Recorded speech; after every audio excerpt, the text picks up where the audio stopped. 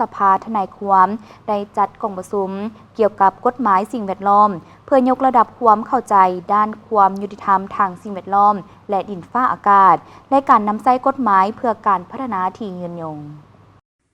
กองประชุมจัดขึ้นที่นครหลวงจันทร์โดยการเป็นประธานร่วมของทานบุญญสิทธิ์ดาวประสิทธิ์รองประธานสภาทนายความทานนางสายคิดวิศรีสมบัติห้องหัวหน้ากรมหัวมือสากลกระทรวงยุติธรรมและทานดูปอกฟรานซัวซาวิเออร์หัวหน้าองค์การฝรั่งเพื่อการพัฒนาประจำลาวมีวิทยากรและผู้เชี่ยวชาญจากหลายประเทศเช่นฝรั่งออสเตรเลียสิงคโปร์จีนเวียดนามฟิลิปปินส์และไทยบรรดากลุ่มอ้อมข้างกระทรวงยุติธรรมเข้าร่วม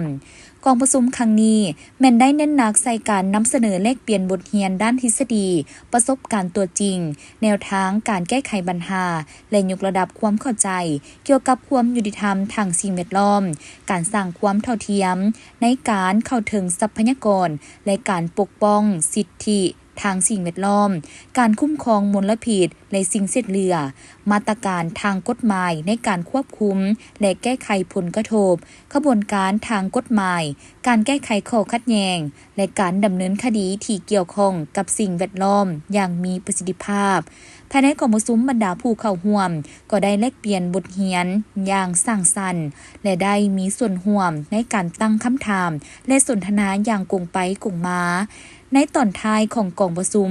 ทานบุญญสิทธิ์ดาวประสิทธิ์ได้กล่าวเน้นหนักและเรียกร้องให้ทนายความลาวนำเอาความรู้ที่ได้รับไปพันขยายเข้าในการปฏิบัติหน้าที่โดยเฉพาะแมนการนำใช้กฎหมายเพื่อปกป้องดินฟ้าอากาศสิ่งแวดล้อมและสังคมพร้อมกันนั้นยังได้ส่งเสริมให้มีการสร้างจิตสำนึกในเวียกงาน